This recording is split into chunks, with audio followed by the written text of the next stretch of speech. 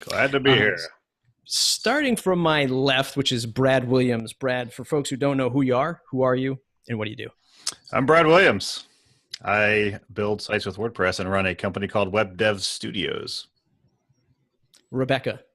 I am Rebecca Gill from Traverse City, Michigan. I own a WordPress agency called Web Savvy Marketing. I am an SEO consultant, and I do a lot of SEO education. And Naomi.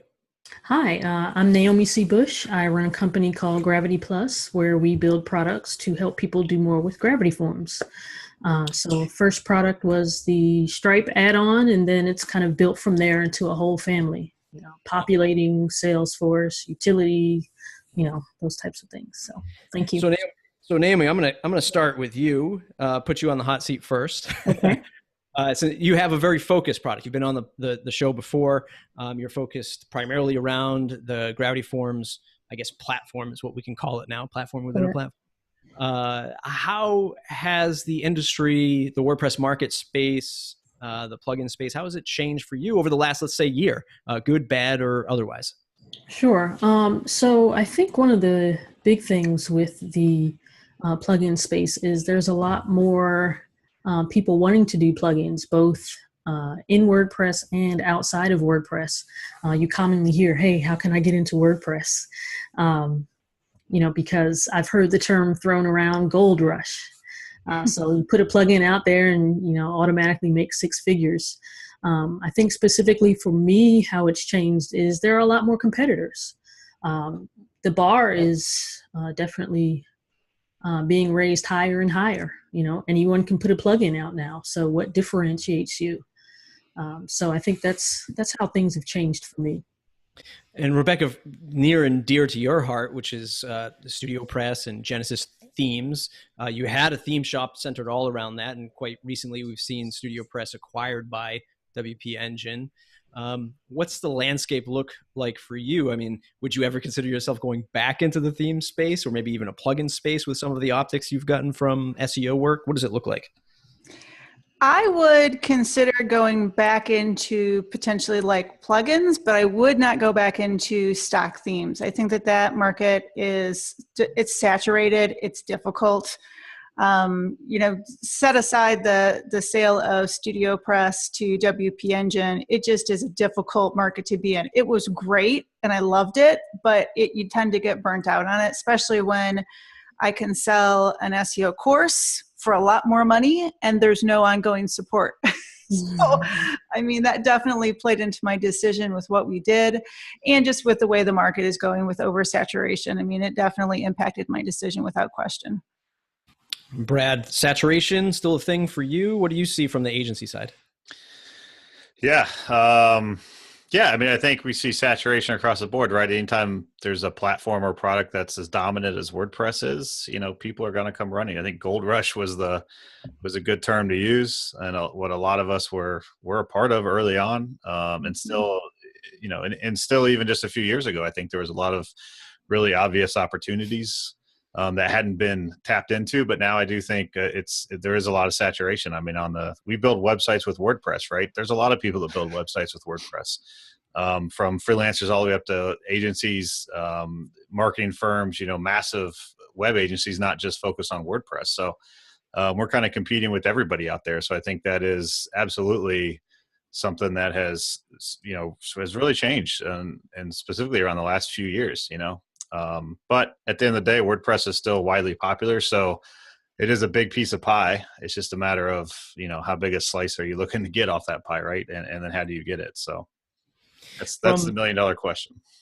Yeah. As recent as today, which is July 31st, I listened to an episode with Kara Swisher and Matt Mullenweg, sort of your, traditional, high-level entrepreneur interview with big name media star, and sort of Matt filling in sort of, hey, my vision for WordPress is I want to keep doing this for the rest of my life, right? Which you don't hear that sort of take on most SaaS type businesses. It's always some data-driven response or something like that, or, let's see where the features and the customers take us. Matt does have a plan, or at least his thoughts are, to stay in this forever, WordPress forever. How has that evolved? And again, I'll start with you, Brad, this time. How has that evolved for looking at WordPress from a business standpoint? Like, tool, fundamental block in your business? Like, this is something that you're always going to provide. How do you sort of gauge what you'll be doing in the next 6 months to a year, or maybe 5 years with and around WordPress? Well, our company, Web Dev Studios is 100% WordPress. So that's the only platform we build with. We certainly integrate with a lot of other platforms, APIs or other systems, but WordPress is our bread and butter. That's what we build on. So it's an integral part of our company. And it was a strategic move to do that back in 2010. And back then, 8 years ago, WordPress wasn't as dominant. It wasn't really seen as a CMS. So back then it was a bit of a risky move to be 100% WordPress. Nowadays, it's kind of an obvious move, I think, for a lot of people.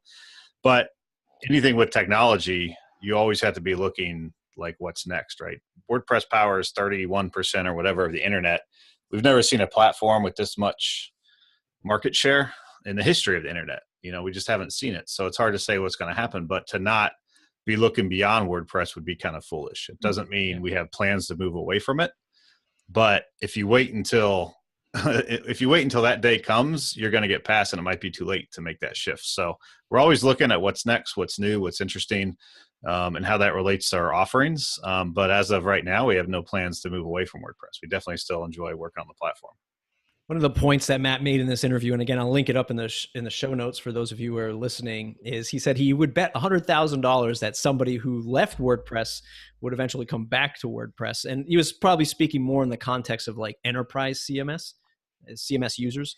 Probably just the fact of ongoing support, licensing, and the connected service to like an Adobe or some big CMS provider.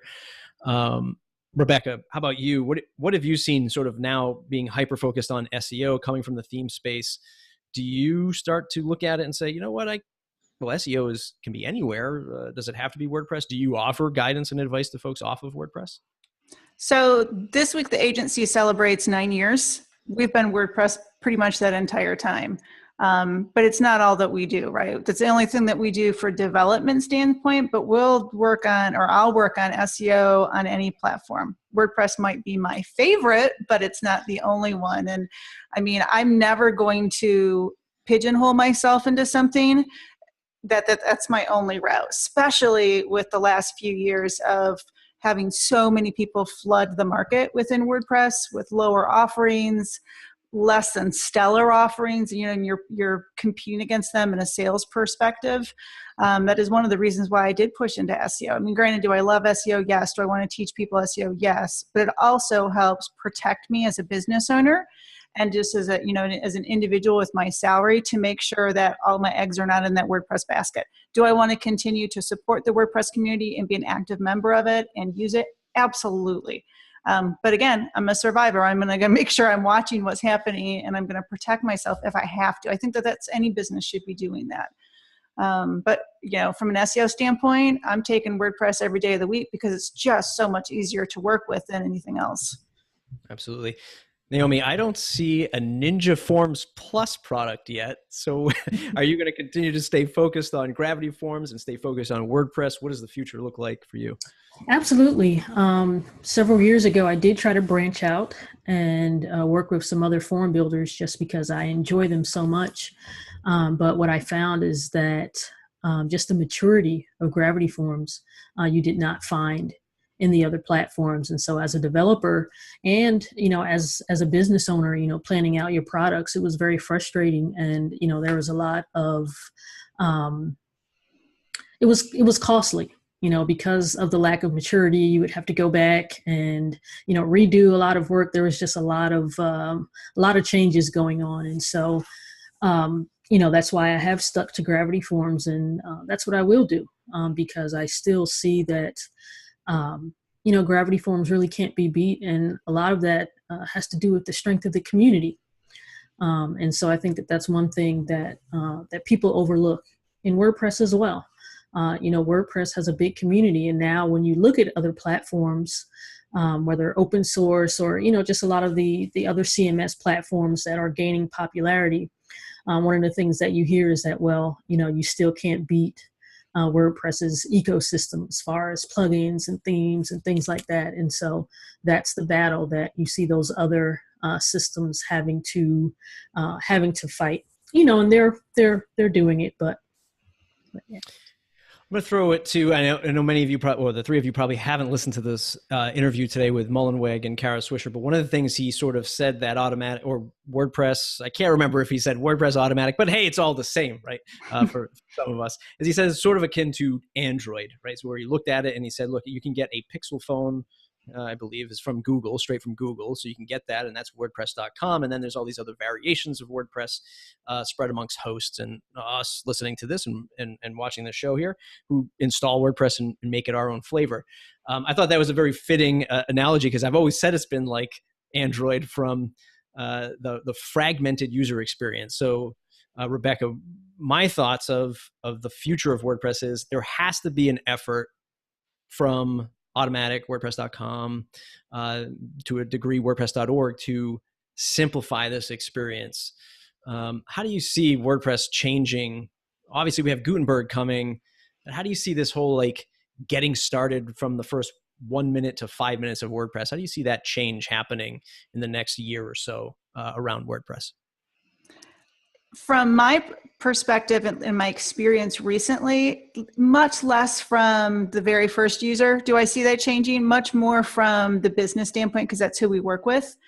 You know, I could tell you for the last year, all it seems like we're getting, even though we get new projects and things like that, but there's so many people who are trying to do things themselves and screw it completely up, businesses. They're like, I'll just throw this theme in there. I'll just flip the switch to HTTPS and just go, right?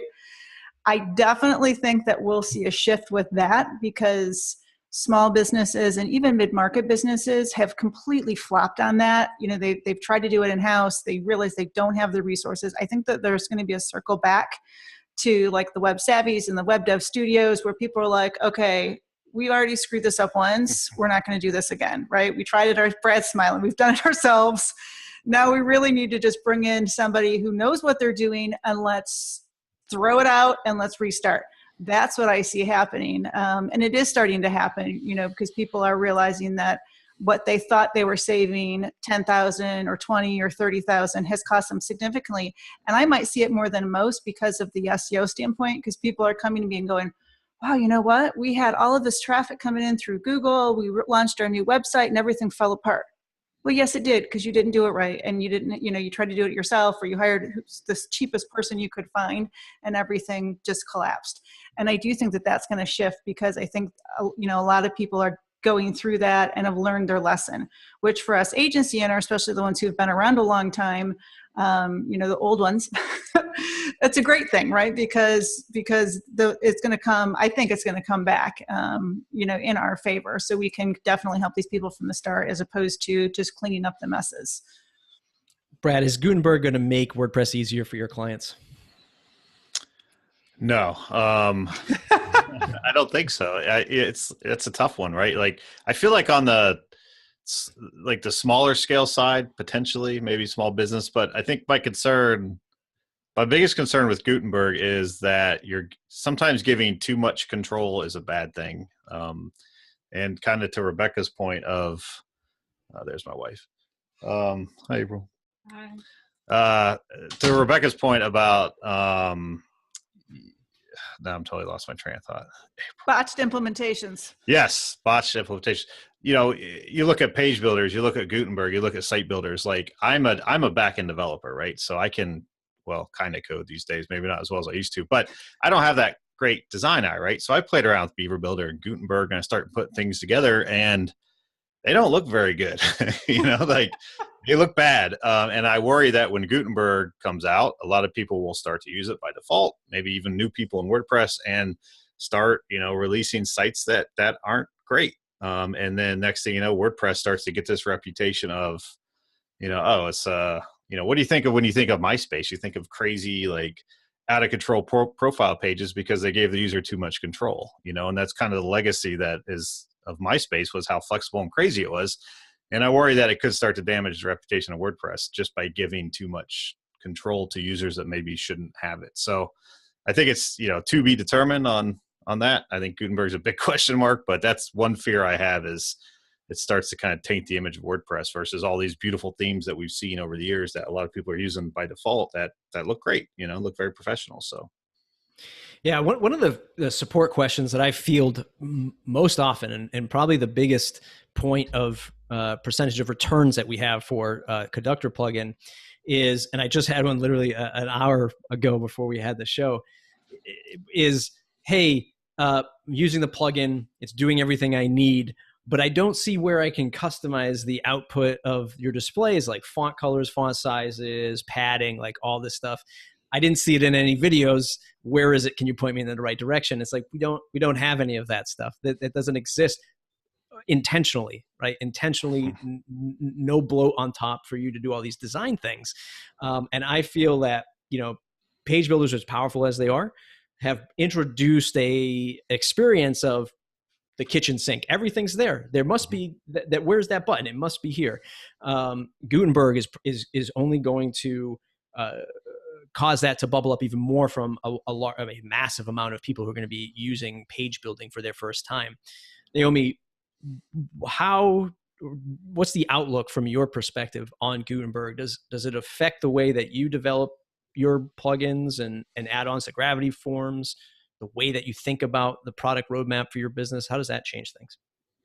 I think absolutely. If you look at Gravity Forms, it's been due for a while for a UI refresh, and they have been waiting on Gutenberg to see how the new editing experience was going to play out, and so we're going to see a shift in the form building experience to a Gutenberg type of interface, and so add-ons will have to integrate with that as well.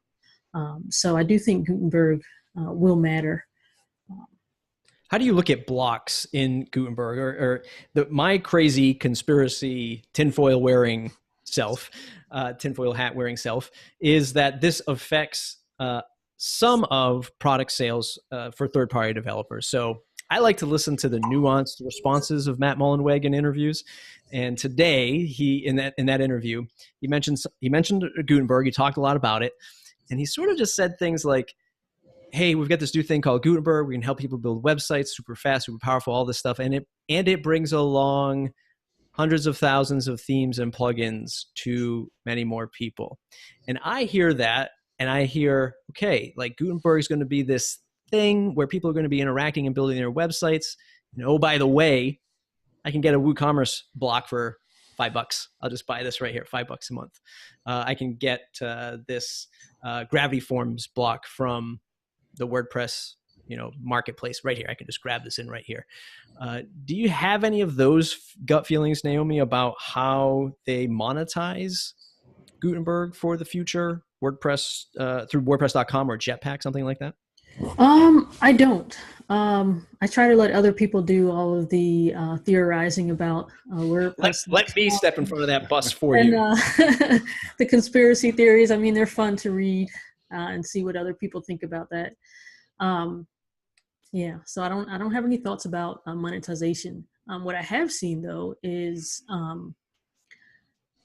all of the blocks and all of the conflicts. Everyone's building their own blocks, and so it just seems a little interesting. I'll say, whose portfolio block are you going to use, or whose gallery block are you going to use? Everyone's building their own blocks, and so this is going to be interesting. And why wouldn't you get it from Jetpack or Automatic? Brad, you don't agree with me too much on this thought of monetizing Gutenberg. What are your thoughts on that? I don't think I disagree. I think Automatics, they have funding, they have investors that they have to answer to. So at the end of the day, they're going to do anything they can to make money, in all sorts of avenues. So I don't put anything past the Automatic juggernaut of making money, and especially through Jetpack, because that is how they do it on the .org side of the house. The interesting part is, like you mentioned, all of the blocks from all these different places. Like, it is a whole new kind of vertical for products. The question is, who's ultimately going to win some of those things? It kind of reminds me of the questions we had years ago of what slider are we going to use? or what contact form plugin, it's just a different question or decision that people have to make. And ultimately there probably will be clear winners over time.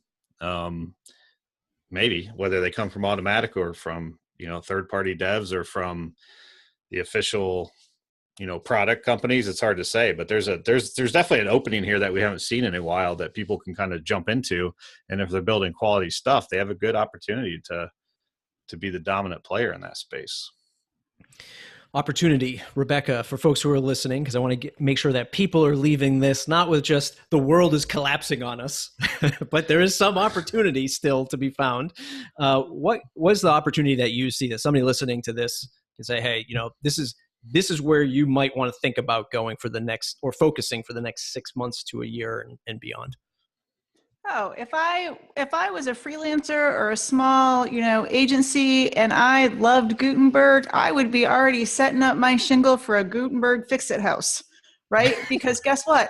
People are going to roll this out. Things are going to not go great. And they're like the average user, not developers, but the average user. They're going to need somebody to fix that. And you could definitely position yourself, at least in search, as like the go-to place for that. Am I going to do that? No. Don't want to do that, right? But I think there's lots of opportunities for that. I think even like with SEO, we see lots of opportunities with website audits and, things that we weren't necessarily doing 3 years ago, and technical SEO, because that shifted. Is SEO dead? No, it just means that we're caring about different things and there's more service opportunities available. Gutenberg is going to bring that to the WordPress community. There will be, work out there for people, and the sky isn't falling. It just might shift the way we are offering services and what the average person is spending money on. I see Naomi feverishly registering GutenbergFixer.com. Naomi, what would you tell somebody if they were just starting out or looking to maybe pivot their year-old freelance or product company into this new sort of this new decade of Gutenberg and WordPress? What would you tell them for advice? Well, I think the first thing is pick a side, specialize, find a niche, and talk to the people that you want to serve. I think there's nothing more important to a business than talking to your customers, and then once you understand your customers, I think then, provide solutions, package it up. People don't care about your plugin or your product, whatever it is. They just want to get the job done.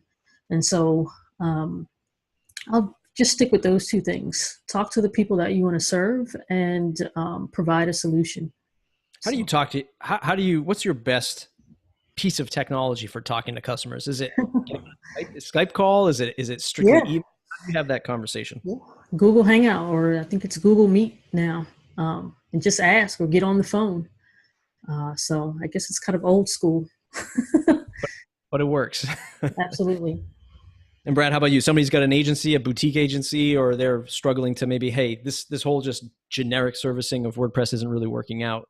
How do you give them advice to batten down the hatches? I should probably call it quits. Just send their leads my way. I'll take care of them.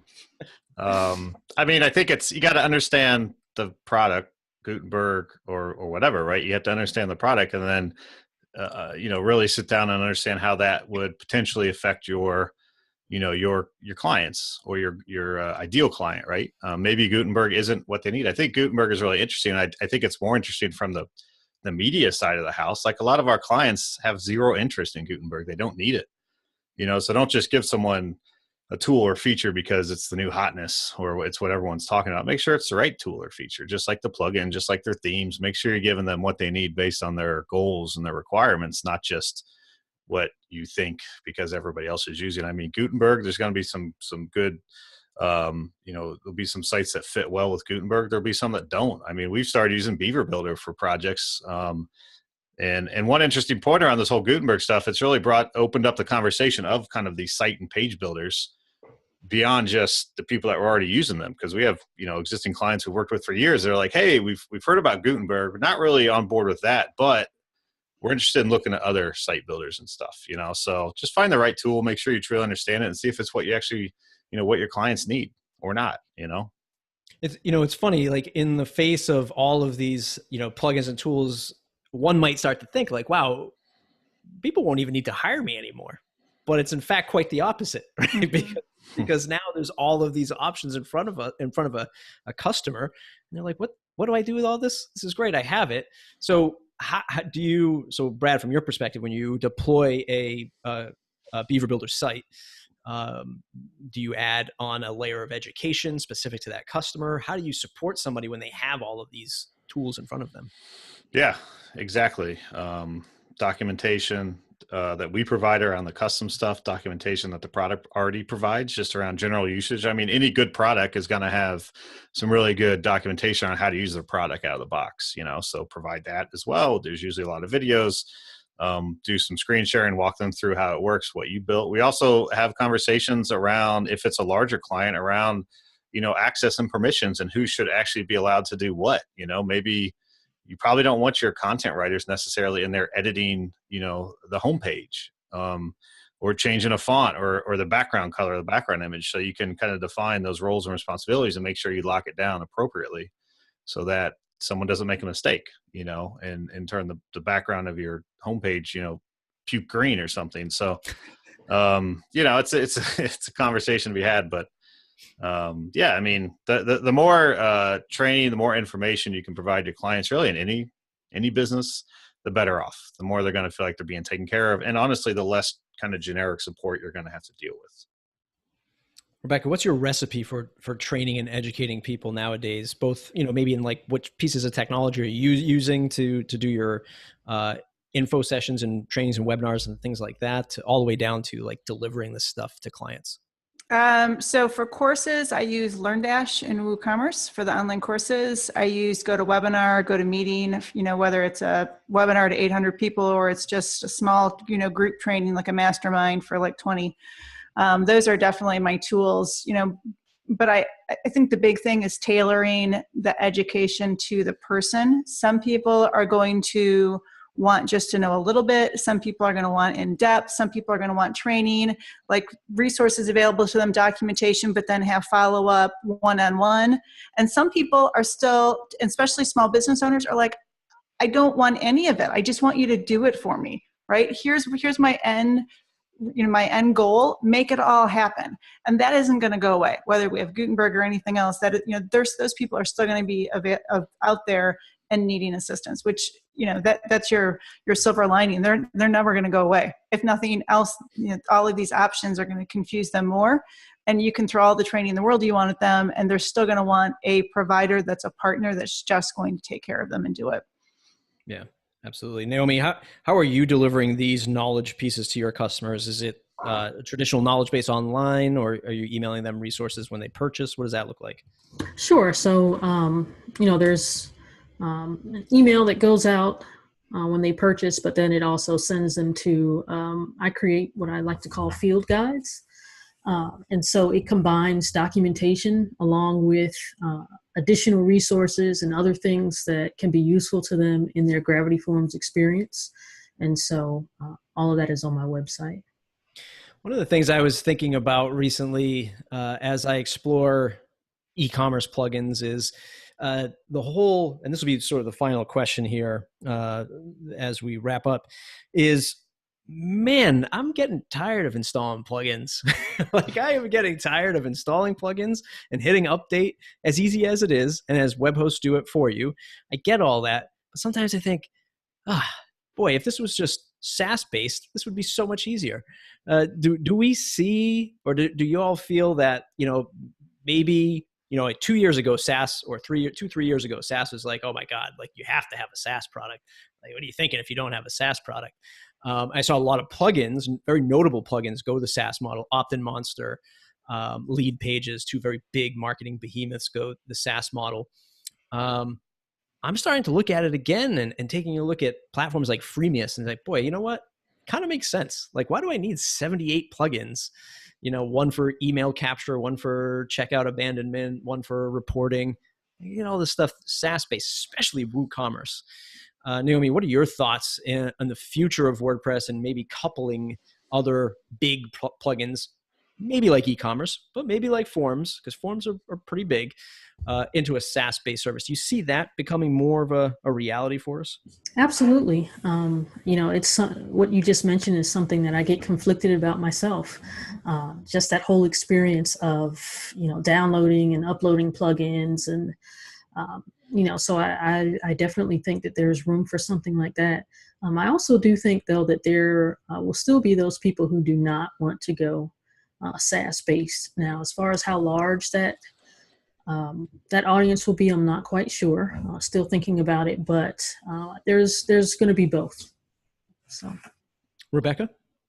I think she's right, and I think that the more niche you have a market, and a target customer, the more SaaS fits, right? Because you can couple multiple different types of features and functions and just make it easily available to that niche. So it's ready to go out of the box, because that's what a lot of people want. I mean, not mid-market, or larger small business, but a lot of entrepreneurs and people just starting out, they want a big red easy button.